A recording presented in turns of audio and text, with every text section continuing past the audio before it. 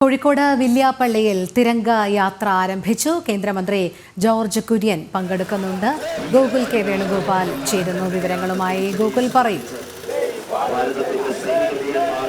വില്യാപ്പള്ളി മണ്ഡലത്തിന്റെ തിരംഗയാത്രയാണ് ഇപ്പോൾ ഇവിടെ ആയഞ്ചേരി നഗരത്തിൽ നടന്നുകൊണ്ടിരിക്കുന്നത്. കേന്ദ്രമന്ത്രി ജോർജ് കുര്യൻ ഉൾപ്പെടെയുള്ള ആളുകൾ അല്പസമയത്തിനകം തന്നെ ഈ തിരംഗ യാത്രയുടെ ഭാഗമാകും.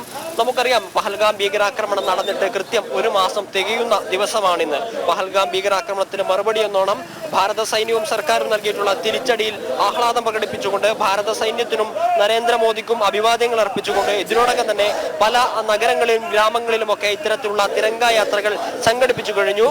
സമുന്നതരായിട്ടുള്ള സൈനിക നേതൃത്വവും ദേശാഭിമാനികളായിട്ടുള്ള ഒട്ടേറെ പേരായിരുന്നു അത്തരത്തിലുള്ള പരിപാടികൾക്കൊക്കെ നേതൃത്വം നൽകിയിട്ടുള്ളത്.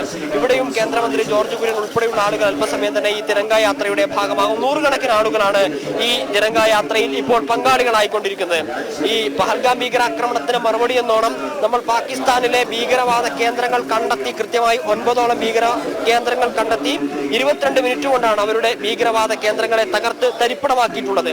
അതിനുള്ള സൈനിക ശേഷിയും സംവിധാനങ്ങളും ഒക്കെ ലോകത്തിൽ നമ്മൾ അടയാളപ്പെടുത്തിയ ദിവസം കൂടിയായിരുന്നു പഹൽഗാം ഭീകരാക്രമണത്തിന് ഭാരതം നൽകിയ മറുപടിയുടെ ദിവസം എന്ന് പറയുന്നത്.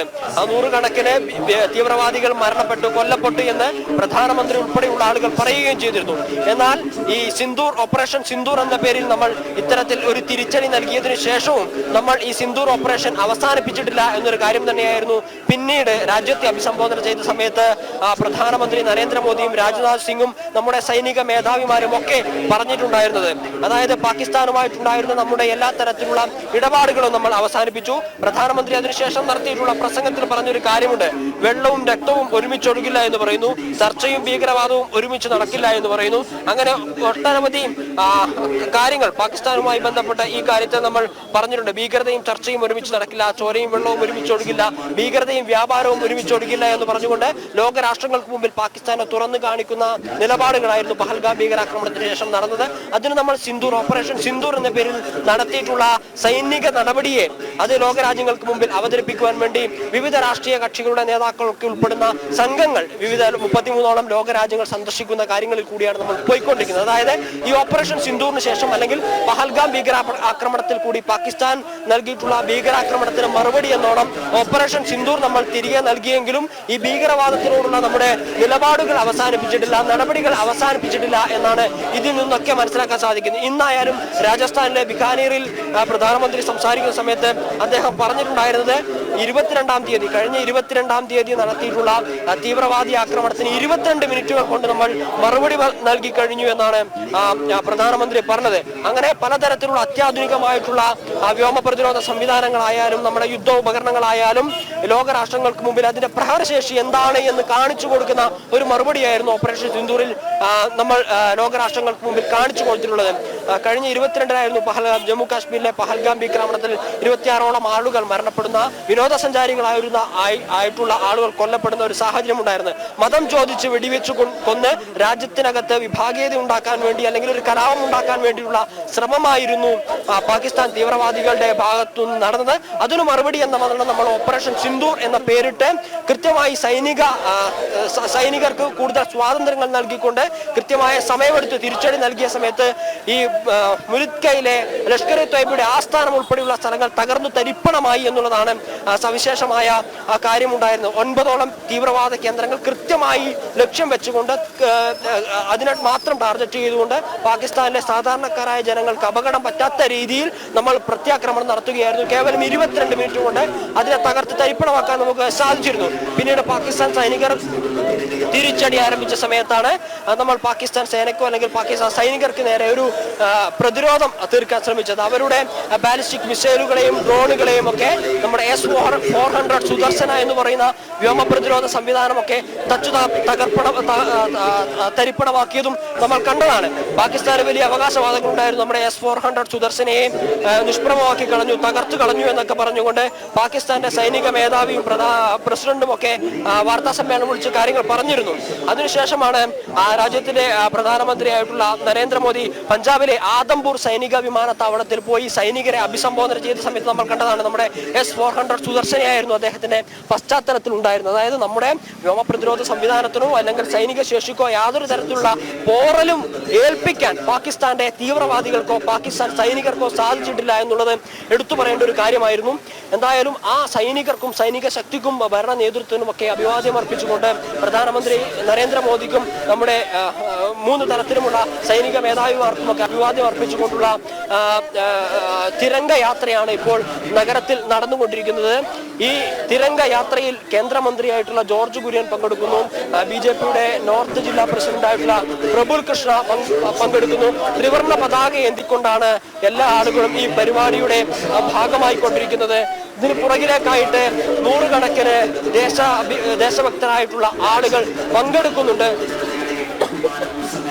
രാജ്യത്തിന് നേരെ ഒരു ഭീകരാക്രമം ഉണ്ടായ സമയത്ത് രാഷ്ട്രീയ ഭേദമന്യേ ചില അവസരങ്ങളൊക്കെ ഉണ്ടായിരുന്നെങ്കിലും രാഷ്ട്രീയ ഭേദമന്യേ എല്ലാ ആളുകളും ഒന്നാവുന്ന കാഴ്ചയായിരുന്നു നമുക്ക് കാണുവാൻ വേണ്ടി സാധിച്ചത്. ഒറ്റക്കെട്ടായി നമ്മുടെ ഭരണ നേതൃത്വത്തിന് പിറകിൽ എല്ലാ രാഷ്ട്രീയ കക്ഷികളും അണിനിരുന്നു. ആ സമയത്ത് പിന്നീട് ചില അവസരങ്ങളും കാര്യങ്ങളും ഒക്കെ ഉണ്ടായിരുന്നെങ്കിലും ദീർഘവീക്ഷണമുള്ള രാഷ്ട്രീയ നേതൃത്വവും ആളുകളും ഒക്കെ പ്രധാനമന്ത്രി നരേന്ദ്രമോദിയുടെ പിന്നിൽ അടിയുറച്ച് അണിനിരന്നു നിൽക്കുന്ന ഒരു കാഴ്ചയാണ് കാണാൻ സാധിക്കുന്നത്. നേരത്തെയൊക്കെ ഉണ്ടായിരുന്ന ആക്രമണത്തിന്റെ സമയത്ത് ഭീകരാക്രമണ സമയത്ത് ഭാരത സൈനികർ മറുപടി നൽകിയപ്പോൾ തെളിവ് എവിടെയെന്ന് ചോദിച്ച ഒരു രാഷ്ട്രീയ സാഹചര്യമൊക്കെ ഉണ്ടായിരുന്നു. എന്നാൽ ഇത്തവണ അത് ഉണ്ടാവുന്നില്ല. കാരണം എവിടെയൊക്കെയാണ് നമ്മൾ അക്രമം നടത്തിയത് എന്ന് എണ്ണമിട്ട് പറയുകയും അതിന്റെ ദൃശ്യങ്ങൾ സഹിതവും ഭാരതത്തിന്റെ സൈനിക മേധാവിമാർ വാർത്താ മാധ്യമങ്ങൾക്ക് മുമ്പിൽ അവതരിപ്പിക്കുന്ന കാഴ്ചയൊക്കെ നമ്മൾ കണ്ടിട്ടുണ്ടായിരുന്നു. എന്തായാലും ആ സൈനിക ശക്തിക്ക് മുമ്പിൽ അഭിവാദ്യം അർപ്പിച്ചുകൊണ്ട് ഈ രാഷ്ട്രത്തിന്റെ അഖണ്ഡതയെയും ഐക്യത്തെയും ഒക്കെ തകരാതെ കാത്തു സൂക്ഷിക്കുന്ന ഈ രാജ്യത്തിനകത്തേക്ക് തീവ്രവാദ പ്രസ്ഥാനങ്ങളെയോ അല്ലെങ്കിൽ തീവ്രവാദ ശക്തികളെയോ ഒന്നും കയറ്റിവിടാത്ത ജമ്മു കാശ്മീർ അവിഭാജ്യ ഘടകമാണ് എന്ന് ഈ ആയുധങ്ങൾ കൊണ്ട് തന്നെ മറുപടി നൽകിയിട്ടുള്ള ഭാരത സൈനികർക്കും ആ സൈനികർക്ക് പൂർണ്ണ സ്വാതന്ത്ര്യം നൽകിയിട്ടുള്ള പ്രധാനമന്ത്രി നരേന്ദ്രമോദിക്കും അഭിവാദ്യം അർപ്പിച്ചുകൊണ്ടുള്ള തിരംഗ യാത്രയാണ് ഇവിടെ നടക്കുന്നത്. ഓപ്പറേഷൻ സിന്ദൂറിന് ശേഷവും ഈ തീവ്രവാദ ആക്രമണത്തിന് ശേഷവും ഒക്കെ പ്രധാനമന്ത്രി നരേന്ദ്രമോദിയും രാജ്നാഥ് സിംഗും ഒക്കെ പറഞ്ഞിട്ടുള്ള കാര്യം നമ്മൾ എടുത്തു പറയേണ്ടതാണ്. കാരണം പാകിസ്ഥാനുമായിട്ട് ഇനി ഒരു തരത്തിലുള്ള നയതന്ത്ര ചർച്ചകളും നടക്കുന്നില്ല. ചർച്ചകൾ നടക്കുന്നുണ്ടെങ്കിൽ അത് ഈ പറഞ്ഞതുപോലെ ജമ്മു കാശ്മീർ POK പാക് അധീന കാശ്മീരിന്റെ കാര്യത്തിൽ മാത്രമായിരിക്കും. ജമ്മു കാശ്മീർ എന്ന് പറയുന്ന ഒരു വിഷയം ചർച്ചയുടെ അടിസ്ഥാനത്തിൽ വരുന്നില്ല. അതോടൊപ്പം തന്നെ ജമ്മു കാശ്മീർ POKയുമായി ബന്ധപ്പെട്ട വിഷയത്തിൽ മൂന്നാമതൊരു കക്ഷിയെ നമ്മൾ ഇടപെടിക്കില്ല എന്ന് പറയുന്നു. അങ്ങനെ ശക്തമായ നിലപാടുകളാണ് 1947 മുതൽ ഈ പാക് അധീന കാശ്മീരുമായി ബന്ധപ്പെട്ട വിഷയത്തിൽ എന്ത് നിലപാടായിരുന്നു രാജ്യം സ്വീകരിച്ചത് അതേ നിലപാട് തന്നെ കൂടുതൽ ആർജവത്തോടെ കൂടുതൽ ശക്തമായി നമ്മൾ മുന്നോട്ടേക്ക് വെക്കുന്നു എന്നുള്ളതാണ്. ഈ ഭീകരവാദവുമായി ബന്ധപ്പെട്ട പാകിസ്ഥാന്റെ പ്രവർത്തനങ്ങളെ ലോകരാജ്യങ്ങൾക്ക് മുമ്പിൽ അടയാളപ്പെടുത്താൻ അല്ലെങ്കിൽ വിളിച്ചു പറയുവാൻ വേണ്ടി ഭാരതത്തിന്റെ 5ഓളം പ്രതിനിധി സംഘങ്ങൾ 33ഓളം രാജ്യങ്ങളിലേക്കൊക്കെ പോകുന്ന ഒരു കാഴ്ചയാണ്. പഹൽഗാം ഭീകരാക്രമണം നടന്ന ഒരു മാസം പിന്നിടുന്ന ദിവസമാണിന്ന്. പഹൽഗാം ഭീകരാക്രമണം നടന്ന ഒരു മാസം പിന്നിടുന്നു പറയുമ്പോൾ അതിനുള്ള തിരിച്ചടി പാകിസ്ഥാന്റെ തീവ്രവാദ കേന്ദ്രങ്ങളിൽ കടന്നു ചെന്ന് തിരിച്ചടി നൽകിയിട്ടും ദിവസങ്ങൾ പിന്നിടുന്നു. പാകിസ്ഥാൻ സൈനിക നീക്കങ്ങളെ നമ്മൾ തകർത്ത് തരിപ്പണമാക്കിയിട്ട് ദിവസങ്ങൾ പിന്നിടുന്നു. ഈ ഭാരതത്തിന്റെ തിരിച്ചടിയിൽ വശംവരരായിട്ടുള്ള പാകിസ്ഥാന്റെ പ്രധാനമന്ത്രിയും സൈനിക മേധാവിമാരും ഒക്കെ അമേരിക്കയും ഗൾഫ് രാജ്യങ്ങളിലും ഒക്കെ പോയി ഭാരതത്തോട് ഈ പ്രത്യാക്രമണം അവസാനിപ്പിക്കണം എന്ന് പറഞ്ഞുകൊണ്ട് കാല് പിടിച്ചിട്ടും ദിവസങ്ങൾ പിന്നിടുന്നു. അങ്ങനെ പാകിസ്ഥാൻ കരഞ്ഞ് കേണപേക്ഷിച്ചതുകൊണ്ട് പാകിസ്ഥാനെ നമ്മൾ വെറുതെ വിടുകയാണ് ഉണ്ടായത് എന്നതിന് ലോകമറിയുന്ന വസ്തുതയാണ്. എങ്കിലും എത്രത്തോളം ഭീകരമാണ് ഈ പാകിസ്ഥാൻ ലോകരാഷ്ട്രങ്ങൾക്ക് മുമ്പിൽ വിതയ്ക്കുന്നത് എന്ന് മനസ്സിലാക്കണമെങ്കിൽ അവർ നടത്തിയിട്ടുള്ള പ്രവർത്തനങ്ങൾ അവർ നടത്തിക്കൊണ്ടിരിക്കുന്ന പ്രവർത്തനങ്ങൾ പാകിസ്ഥാൻ എന്ന് പറയുന്ന ഭീകര രാഷ്ട്രം തീവ്രവാദികളെ പാലൂട്ടി വളർത്തുവാൻ വേണ്ടി നൽകുന്ന സഹായങ്ങളെ കുറിച്ചൊക്കെ ലോകരാഷ്ട്രങ്ങൾക്ക് മുമ്പിൽ അവതരിപ്പിക്കേണ്ടിയിരിക്കുന്നു. ആ കാര്യങ്ങളൊക്കെ പറയുന്നതിന് വേണ്ടിയിട്ട് ഈ 5ഓളം പ്രതിനിധി സംഘങ്ങൾ ലോകരാഷ്ട്രങ്ങളുടെ വിവിധ ഭാഗങ്ങളിലേക്കൊക്കെ പോകുന്നു. നമ്മൾ ഈ ദിവസവും പഹൽഗാം ഭീകരാക്രമണം നടന്നു. ഓപ്പറേഷൻ സിന്ദൂർ തുടരുകയാണ്. ഈ തുടരുന്ന ഘട്ടത്തിലും ഈ കഴിഞ്ഞ ദിവസങ്ങളെ അല്ലെങ്കിൽ ഓപ്പറേഷൻ സിന്ദൂർ എന്തായിരുന്നു എന്നതിനെ കുറിച്ച് മറക്കുന്നില്ല. അത് തുടരുക തന്നെ ചെയ്യും എന്ന് പറയുന്നു. സൈനികർക്കും ഭരണ നേതൃത്വത്തിനും അഭിവാദ്യം അർപ്പിച്ചുകൊണ്ടുള്ള ഈ തിരംഗ യാത്ര ഇപ്പോൾ കോഴിക്കോട് ജില്ലയിലെ ആയഞ്ചേരി നഗരത്തിൽ കൂടി കടന്നുപോയിക്കൊണ്ടിരിക്കുകയാണ്. ഇത്തരത്തിലുള്ള നൂറുകണക്കിന് തിരംഗ യാത്രകൾ നേരത്തെ തന്നെ സംസ്ഥാനത്തിന്റെയും രാജ്യത്തിന്റെയും വിവിധ ഭാഗങ്ങളിൽ ലക്ഷക്കണക്കിന് ആളുകൾ പങ്കെടുത്തുകൊണ്ട് നടന്നിരുന്നു. റിട്ടയർ ആയിട്ടുള്ള സൈനിക ഉദ്യോഗസ്ഥരും ദേശഭക്തരായിട്ടുള്ള ആളുകളും ഒക്കെ ആയിരുന്നു ഇത്തരം പരിപാടികൾക്ക് നേതൃത്വം നൽകിയിട്ടുള്ളത്. നേരത്തെ തന്നെ ഈ വടകരയിലും കോഴിക്കോടും താമരശ്ശേരി ഭാഗങ്ങളിലും ഒക്കെ ഇത്തരത്തിലുള്ള തിരംഗ യാത്രകൾ സംഘടിപ്പിച്ചിട്ടുണ്ടായിരുന്നു. നിരവധി ആളുകളാണ് രാഷ്ട്രീയ ഭേദമന്യുള്ള ആളുകൾ പങ്കെടുക്കുന്നു. പങ്കെടുക്കുന്നു എന്നുള്ളതാണ് ഇതിലെ സവിശേഷത. എന്തായാലും ഭീകരതയോടുള്ള നമ്മുടെ നിലപാടിൽ മാറ്റമില്ല എന്ന് ഓരോ ദിവസവും അടയാളപ്പെടുത്തിക്കൊണ്ടിരിക്കുകയാണ്. രാജ്യം സ്വീകരിക്കുന്ന അത്തരം നിലപാടുകൾക്ക് പൂർണ്ണ പിന്തുണയുമായിട്ട് പൊതുജനങ്ങൾ ഉണ്ട് എന്ന ഒരു കാര്യം തന്നെയാണ് ഇത്തരത്തിലുള്ള തിരംഗ യാത്രകൾ സംഘടിപ്പിക്കുന്നതിലൂടെ നമ്മൾ അല്ലെങ്കിൽ ഇത്തരത്തിലുള്ള ദേശാഭിമാനികളായിട്ടുള്ള ആളുകൾ വിളിച്ചു പറയുന്നത്. രോഹിണി.